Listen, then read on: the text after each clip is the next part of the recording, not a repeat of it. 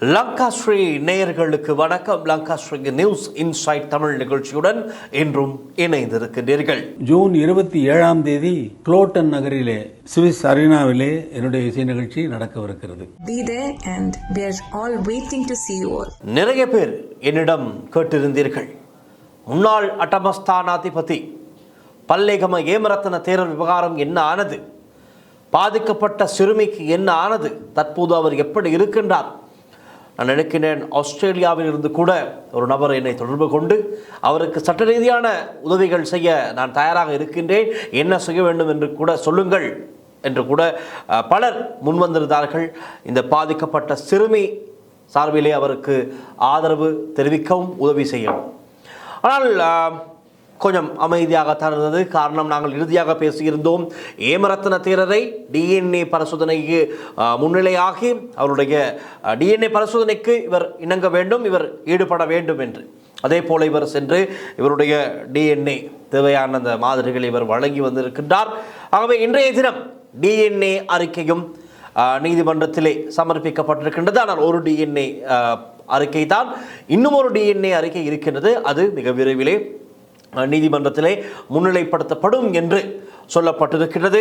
இன்றைய தினம் அனுராதபுரம் மேல் நீதிமன்றத்தில் இந்த வழக்கு விசாரணைக்கு எடுத்துக்கொள்ளப்பட்டிருக்கின்றது. மிக முக்கியமான விடயம் என்னவென்றால், சட்டமா அதிபர் திணைக்களத்தின் சார்பிலும் இன்றைய தினம் முன்னிலையாகி இருக்கின்றார்கள், ஆஜராகி இருக்கின்றார்கள். ஆனால் இதற்கு முன்பதாக சட்டமா அதிபர் திணைக்களம் சார்பில் முன்னிலையாகவில்லை. இன்றைய தினம் முன்னிலையாகி இது சம்பந்தமான விசாரணைகளை நேரடியாக கண்காணித்து வருவதாகவும் தெரிவித்திருக்கின்றார்கள். அது மாத்திரமல்ல, சிறுமியினுடைய தாயார் இன்று முன்னிலைப்படுத்தப்பட்டிருக்கின்றார். தேரர், முன்னாள் அட்டமஸ்தானாதிபதி தேரர் பல்லேகம ஏமரத்ன தேரரும் இன்றைய தினம் வருகின்றிருக்கின்றார். ஆனால் இவர் வந்த விதம் சற்று கேள்விகளை எழுப்பி இருக்கின்றது. காரணம், சாதாரண ஒரு வழக்கின் சாதாரண சந்தேக நபர்கள் அவர்கள் வருவதற்கென்று ஒரு நுழைவாயில் இருக்கின்றது. பொதுவாக இவர்கள் இந்த நுழைவாயில் தான் வருகை தர வேண்டும். ஆனால் அட்டமஸ்தானாதிபதி தேரர், முன்னாள் அட்டமஸ்தானாதிபதி தேரர், இவர் இந்த நுழைவாயிலில் வருகை தரவில்லை. மாறாக நீதவான் அவர்கள் வருகை தருகின்ற நுழைவாயிலூடாக நீதிமன்றத்திற்குள் வந்தார் என்று ஒரு தகவல் அப்படி சோசியல் மீடியாவிலே பேசப்பட்டு கொண்டிருக்கின்றது. அதை நிறைய பேர் நேரில் கண்டிருக்கின்றார்கள். கண்டுவிட்டு தான் அதை எழுதியதாக சொல்லப்படுகின்றது. நாங்கள் காண்கவில்லை. இந்த வழக்கு அனுராதபுரம் நீதிமன்றத்தில் இடம்பெற்றது. ஆனால் இந்த விடயமும் சமூக வலைத்தளங்களில் பேசப்படுகின்றது. ஒருவேளை உண்மையாக இருக்குமோ என்னவோ தெரியாது. காரணம், அங்கு நேரில் கண்டவர்கள் தான் இதை எழுதி சற்று விமர்சித்து வருகின்றார்கள். அது எப்படி ஏமரத்ன தேரருக்கு மட்டும் இந்த சலுகை? இவர் இந்த வழக்கின் சந்தேக நபர், இன்னும் குற்றவாளியாக நிரூபிக்கப்படவில்லை, சந்தேக நபர். அப்படி என்றால் இவர் பொதுவாக அனைவரும் வர வேண்டிய பகுதியினூடாகத்தான் உள்ளே வர வேண்டும். இவர் மாத்திரம் எப்படி ஒரு சொகுசு வண்டியில் இவர் வந்து இறங்கி எந்த தனிப்பட்ட அந்த நுழைவாயிலூடாக நீதிமன்றத்திற்குள் வந்தார் என்ற கேள்வி எழுப்பப்பட்டிருக்கின்றது. எப்படியோ தேரரை காப்பாற்ற யாரோ ஒரு தரப்பினர் இன்னும் முயற்சித்துக் கொண்டு தான் இருக்கின்றார்கள்.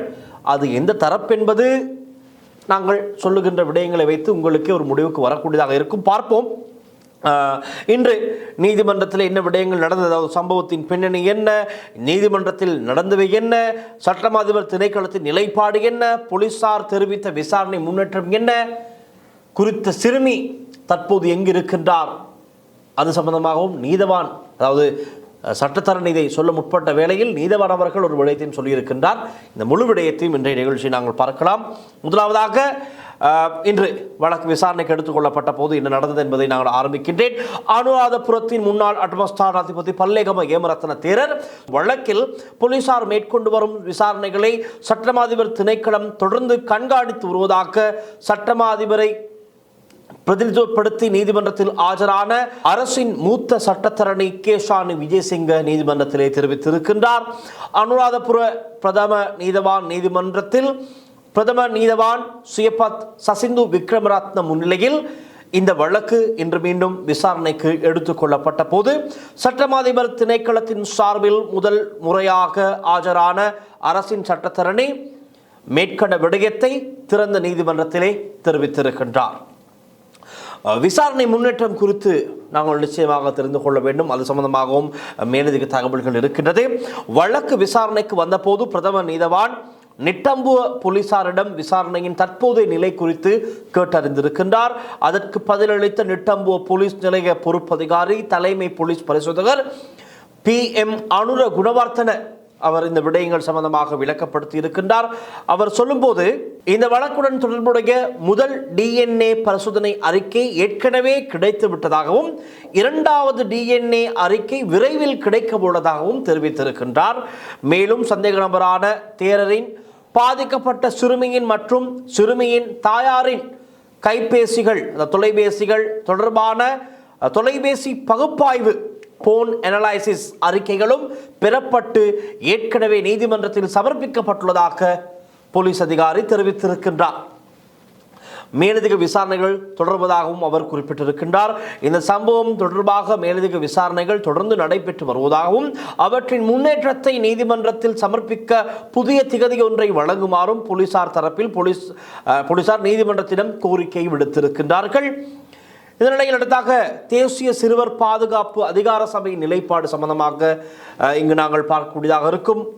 தேசிய சிறுவர் பாதுகாப்பு அதிகார சபையின் தலைவரும் ஓய்வு பெற்ற மேல் நீதிமன்ற நீதிபதியுமான இனோகா ரணசிங்க தெரிவித்ததாவது, இந்த வழக்கின் விசாரணைகளை தேசிய சிறுவர் பாதுகாப்பு அதிகார சபையும் மிகுந்த கவனத்துடன் தொடர்ந்து கண்காணித்து வருவதாகவும், மேலும் இந்த வழக்கில் ஏற்கனவே வெளியிடப்பட்டுள்ள முதல் DNA பரிசோதனை அறிக்கையின் சான்றளிக்கப்பட்ட பிரதியை தங்களது அதிகார சபைக்கு வழங்குமாறு அவர் நீதிமன்றத்திடம் ஒரு கோரிக்கை வைத்திருக்கின்றார்.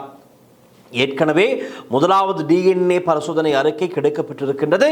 இரண்டாவது DNA பரிசோதனை அதில் தான் தீர்மானமாகும் இந்த சிறுமி குறித்த சந்தேகத்திற்கிடமான சந்தேக நபரான தேரரால் வன்புணர்வுக்கு உள்ளாக்கப்பட்டாரா என்பது குறித்து உறுதி செய்யப்படும். ஆகவே அந்த ரிப்போர்ட்டுக்காக அனைவரும் காத்திருக்கின்றார்கள். ஆகவே நீதிமன்றத்தின் உத்தரவு அதற்கமைய நீதிமன்றம் என்ன உத்தரவு வழங்கியதென்றால், இந்த கோரிக்கையை பரிசீலித்த பிரதம நீதவான் உரிய கட்டணம் செலுத்தப்பட்ட பின்னர் DNA அறிக்கையின் சான்றளிக்கப்பட்ட பிரதியை தேசிய சிறுவர் பாதுகாப்பு அதிகார சபைக்கு வழங்குமாறு நீதிமன்ற பதிவாளருக்கு உத்தரவிட்டிருக்கின்றார். ஆகவே இவர்களுடைய கோரிக்கையை நீதவான் ஏற்றுக்கொள்கின்றார். DNA அறிக்கையின் சான்றளிக்கப்பட்ட பிரதி தேசிய சிறுவர் பாதுகாப்பு அதிகார சபைக்கு வழங்கப்படும். இப்பொழுது தான் முக்கியமான கட்டம். அதாவது சந்தேக நபரான தேரர் சார்பில் ஆஜராகியிருந்த முன்னிலையாகியிருந்த சட்டத்தரணிகளுடைய வாதங்கள் எப்படி இருக்க போகிறது என்று நாங்கள் பார்க்கலாம். சந்தேக நபர் தரப்பின் நிலைப்பாடு என்னவென்றால், சந்தேக நபரான முன்னாள் அட்டமஸ்தானாதிபதி பல்லேகம ஏமரத்ன தேரர் சார்பில் ஆஜரான ஜனாதிபதி சட்டத்தரணி காலிங்க இந்திரதச நீதிமன்றத்தில் வாதாடுகையில், இந்த வழக்கு தற்போது விசாரணை நிலையிலேயே இருப்பதால் இந்த கட்டத்தில் விசேடமான கருத்துக்கள் அல்லது வாதங்களை முன்வைக்க தாம் விரும்பவில்லை என்றார். மேலும் விசாரணையின் முன்னேற்றத்தை அறிக்கையாக சமர்ப்பிப்பதற்காக புதிய திகதி வழங்குமாறு போலீசார் விடுத்த கோரிக்கைக்கு தங்களும் இணக்கம் தெரிவிப்பதாக அவர் குறிப்பிட்டிருக்கின்றார். அடுத்ததாக இந்த வழக்கில் பாதிக்கப்பட்ட சிறுமி குறித்து நாங்கள் நிச்சயமாக அவதானம் செலுத்த வேண்டும். அவர் இப்பொழுது எப்படி இருக்கின்றார், எங்கு இருக்கின்றார் என்ற கேள்வியும் உங்களில் பலருக்கு எழலாம். அது சம்பந்தமாக ஒரு விடயம் எங்களுக்கு கிடைத்திருக்கின்றது. அதாவது பாதிக்கப்பட்ட சிறுமியை கண்காணித்து வரும் அதிகாரி, ப்ரொபேஷன் அதிகாரி நீதிமன்றத்தில் முக்கிய பல தகவல்களை வெளியிட்டிருக்கின்றார். அவரது தகவல்களின் அடிப்படையில் சிறுமி தற்போது உளவியல் ஆலோசனை சைக்காலஜிக்கல் கவுன்சிலிங் பெற்று வருகின்றார். அவர் பாதுகாப்பான சூழலில் புரொபேஷன் திணைக்களத்தின் கண்காணிப்பின் கீழ் தங்க வைக்கப்பட்டுள்ளார் என்று தான் சொல்லப்படுகின்றது. சிறுமியின் உடல் மற்றும் மனநல பாதுகாப்பை உறுதிப்படுத்த தேவையான அனைத்து நடவடிக்கைகளும் மேற்கொள்ளப்பட்டுள்ளதாகவும் அதிகாரி தெரிவித்திருக்கின்றார். இதன் போது சிறுமியை தற்போது தங்க வைக்கப்பட்டுள்ள இடத்தை நீதிமன்றத்தில் தெரிவிக்க அதிகாரி முயன்ற போது பிரதம நீதவான் அவர்கள் உடனடியாக தலையிட்டு சிறுமி தங்கியிருக்கும் இடத்தை நீதிமன்றத்தில் வெளிப்படுத்த வேண்டாம், அவரது பாதுகாப்பே முதன்மையானது என்று நீதவான் அவர்கள் தெரிவித்திருக்கின்றார். ஆகவே சிறுமி தற்போது பாதுகாப்பாக ஒரு இடத்திலே தங்க வைக்கப்பட்டு அவர் மேற்பார்வை செய்யப்பட்டு வருகின்றார். அவருக்கு ஆலோசனை, உளவியல் ரீதியான ஆலோசனைகள் வழங்கப்பட்டு வருகின்றது. ஆகவே இந்த வழக்கின் இன்றைய தினம் அனைத்து தரப்பினருடைய வாதங்களையும் கருத்துக்களையும் கேட்டுக்கொண்ட நீதவான் அவர்கள் என்ன உத்தரவிட்டார் என்று நாங்கள் பார்க்கலாம். அனைத்து தரப்பினரின் கருத்துக்களையும் கவனமாக பரிசீலித்த பிரதம நீதவான் சியப்பத் சசிந்து விக்ரமரத்ன நிட்டம்புவ போலீசாருக்கு பல உத்தரவுகளை பிறப்பித்திருக்கின்றார். அதாவது இந்த வழக்கு தொடர்பாக சட்டமாதிபரின் ஆலோசனையை உடனடியாக பெற வேண்டும். இதுவரை நடைபெற்ற விசாரணையின் முன்னேற்றம் குறித்த விரிவான அறிக்கையை அடுத்த விசாரணை நாளில் நீதிமன்றத்தில் தாக்கல் செய்ய வேண்டும் என்று உத்தரவிட்டிருக்கின்றார். மேலும் இந்த வழக்கு எதிர்வரும் ஆகஸ்ட் 21ஆம் தேதி மீண்டும் விசாரணைக்கு எடுத்துக் கொள்ளப்படும் என நீதிமன்றம் அறிவித்திருக்கின்றது. அன்றைய தினம் சந்தேக நபரான பல்லேகம ஏமரத்ன தேரரும் பாதிக்கப்பட்ட சிறுமியின் தாயாரும் நீதிமன்றத்தில் நேரில் ஆஜராக வேண்டும் என்றும் பிரதம நீதவான் அவர்கள் உத்தரவிட்டிருக்கின்றார். இப்பொழுது நாங்கள் இந்த வழக்கில் பிரதான சந்தேக நபருக்கு எதிராக இருக்கின்ற குற்றச்சாட்டுகள் என்ன, எந்த சட்டத்தின் கீழே இவருக்கு இந்த குற்றச்சாட்டுகள் விதிக்கப்பட்டிருக்கின்றது என்பதை சற்று பார்க்கலாம். இந்த வழக்கில் முன்னாள் அனுராதபுர அட்டமஸ்தான் அதிபதி பல்லேகம ஏமரத்ன தேரர் மீது நிட்டம்புவ போலீசார் நீதிமன்றத்தில் தாக்கல் செய்துள்ள குற்றச்சாட்டுகள் மிகவும் பாரதூரமானவை. அவருக்கு எதிராக பின்வரும் சட்டங்களின் கீழ் வழக்கு பதிவு செய்யப்பட்டிருக்கின்றது. 1995ஆம் ஆண்டின் 22ஆம் இலக்க தண்டனை சட்ட திருத்த சட்டத்தின் 365 ஆவண்ணா 2 ஆவண்ணா பிரிவின் கீழ் குற்றம் சுமத்தப்பட்டிருக்கின்றது. அதேபோல் 1995ஆம் ஆண்டின் 22ஆம் இலக்க தண்டனை சட்டத்தின் 364 2 ஈயண்ணா பிரிவின் கீழ் சிறுமியொருவரை பாலியல் பலாத்காரம் அதாவது ரேப் செய்ததாகவும் குற்றம் பதிவு செய்யப்பட்டிருக்கின்றது. இந்த இரண்டு குற்றச்சாட்டுகளும் மிகவும் கடுமையான குற்றங்களாக கருதப்படுவதால் அவற்றின் மீது விரிவான விசாரணைகள் தொடரப்பட்டு வருகின்றது. அதேபோல் இன்னும் ஒரு சந்தேக நபரான சிறுமியின் தாயார் இந்த சிறுமியை விற்றிருக்கின்றார். 1 லட்சத்துக்கு விற்றதாகத்தான் குற்றச்சாட்டு. ஆகவே அது எந்த சட்டத்தின் கீழ் வருகின்றது என்பதை நாங்கள் பார்க்கலாம். இந்த வழக்கில் பாதிக்கப்பட்டதாக கூறப்படும் சிறுமியின் தாயாரும் 2வது சந்தேக நபராக பெயரிடப்பட்டுள்ளார். அவர் மீது நிட்டம்புவ போலீசார் நீதிமன்றத்தில் பின்வரும் குற்றச்சாட்டுக்களை முன்வைத்திருக்கின்றார்கள். அதாவது 2006ஆம் ஆண்டின் 16ஆம் இலக்க தண்டனை சட்ட திருத்த சட்டத்தின் 360 ஆனா 1 ஆனா பிரிவின் கீழ் மனித கடத்தல் ஹியூமன் டிராஃபிக்கிங் தொடர்பான குற்றச்சாட்டு விதிக்கப்பட்டிருக்கின்றது. மேலும் முதல் சந்தேக நபரான பல்லேகம ஏமரத்ன தேரர் மேற்கொண்டதாக கூறப்படும் பாலியல் குற்றங்களை செய்ய உதவி மற்றும் உடந்தையாக இருந்ததாகவும் சிறுமியின் தாய் மீது குற்றம் சுமத்தப்பட்டிருக்கின்றது. இந்த குற்றச்சாட்டுகள் தொடர்பிலும் தனித்தனியான விசாரணைகள் நடைபெற்று வருகின்றது. இன்றைய தினம் நீதிமன்றத்தில் ஆஜரான நபர்கள் தரப்பினர் யார் என்று பார்க்கலாம். அரசு தரப்பில் நிட்டம்புவ உதவி போலீஸ் அத்தியட்சகர், நிட்டம்புவ போலீஸ் நிலையத்தின் தலைமை போலீஸ் பரிசோதகர் PM அனுர குணவர்த்தன, பெண்கள் மற்றும் சிறுவர் பிரிவின் பொறுப்பதிகாரி போலீஸ் பரிசோதகர் வசுந்தரா கருணாரத்ன, அனுராதபுர தலைமை போலீஸ் பரிசோதகர் RM ஜெயவீர, அனுராதபுர போலீஸ் நிலையத்தின் பெண்கள் மற்றும் சிறுவர் பிரிவைச் சேர்ந்த வழக்கு விசாரணை அதிகாரி உதவி போலீஸ் பரிசோதகர் AC தயானந்த உள்ளிட்ட அதிகாரிகள் நீதிமன்றத்தில் இன்றைய தினம் ஆஜராகி இருக்கின்றார்கள்.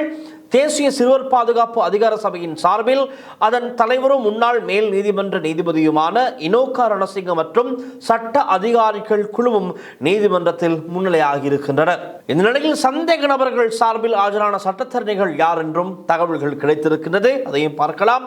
சந்தேக நபர்கள் சார்பில் முன்னாள் அட்டமஸ்தான அதிபதி பல்லேகம ஏமரத்ன தேரர் சார்பில் சட்டத்தரணிகளை பாருங்கள். ஏமந்த கமகே, ரஞ்சித் ராஜகருணா, சாந்தனி அட்டங்கள, மகேஷ் கொட்டுவெல்ல, சஜீவ குணரத்ன, ஆரியரத்ன விக்ரமாராட்சி, மதாரா விஜயசிங்க, காலிங்க ரவீந்திர, தனுஷ்க தாம்பத் ஆகியோருடன் ஜனாதிபதி சட்டத்தரணிகளான காலிங்க இந்திரதிச மற்றும் அனுஜ பிரேமரத்ன ஆகியோரும் நீதிமன்றத்தில் முன்னிலையாக இருந்தார்கள். இந்த வழக்கின் முதல் சந்தேக நபரான பல்லேகம ஏமரத்ன தேரரும் 2வது சந்தேக நபரான பாதிக்கப்பட்ட சிறுமியின் தாயாரும் விசாரணை நாளன்று நீதிமன்றத்தில் நேரில் இன்றைய தினம் முன்னிலையாக இருக்கின்றார்கள். அதே போல இந்த வழக்கை நேரில் பார்வையிடுவதற்கும் தேரருக்கு ஆதரவாகவும் சில தேரர்கள் வருகை தந்திருக்கிறார்கள். அவர்களையும் நாங்கள் பார்க்கலாம். அனுராதபுரத்தின் பதில் அட்டமஸ்தான அதிபதியும் அதாவது ருவன்வெளி சாய விகாரையின் தலைமை பிக்குவுமான பூஜ்ய ஈத்தல வெட்டுண்ணுவ ஞானதிலக தேரர் வருகை தந்திருக்கின்றார். அதே போல ஸ்ரீ சம்புத்த ஜெயந்தி விகார என் தலைமை பிக்குவான நுகேதென்னே பஞ்சானந்த தேரரும் வருகை தந்திருக்கின்றார். அபயகிரி விகாரையின் தலைமை பிக்கும் பேராசிரியருமான கலஞ்சியே ரத்னசிறி தேரரும் வருகை தந்திருக்கின்றார்.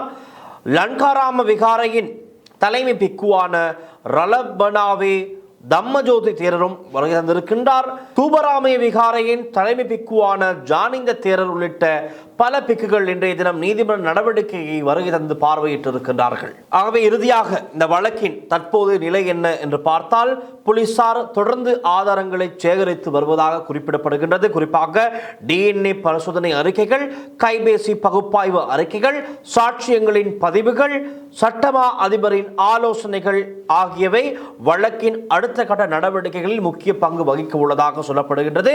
அனுராதபுர பிரதம நீதவான் நீதிமன்றம் இந்த வழக்கு 2026 ஆண்டு ஆகஸ்ட் 21ஆம் தேதி மீண்டும் விசாரணைக்கு எடுத்துக்கொள்ள உத்தரவிட்டுள்ளது.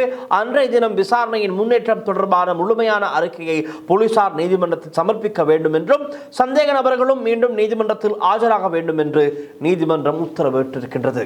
ஆகவே இந்த வழக்கில் தற்போது சட்டமா அதிபர் திணைக்களம் சார்பில் இன்று முன்னிலையாக இருந்த சட்டத்தரணி கேஷானி விஜயசிங் என்று சொன்ன விடயங்களை அவதானித்து வைத்து பார்க்கும் போது இந்த விசாரணைகள் சட்டமாதிபர் திணைக்களம் நேரடியாக மேற்பார்வை செய்து வருகின்றது. சட்டமாதிபரின் அலுவலகமும் இந்த வழக்கில் செயற்பாட்டுடன் ஈடுபட்டுள்ளது. விசாரணையின் ஒவ்வொரு முன்னேற்றத்தையும் தொடர்ந்து கண்காணித்து வருகிறது என்று சட்டமாதிபர் திணைக்களம் சார்பில் சொல்லப்பட்டிருக்கின்றது. ஆனால் கேள்வி எப்போது, அதாவது உறுதிப்படுத்தப்பட்டால் குற்றப்பத்திரிகை தாக்கல் செய்யப்பட வேண்டும். அதைத்தான் பாதிக்கப்பட்ட தரப்பினர் எதிர்பார்க்கின்றார்கள்.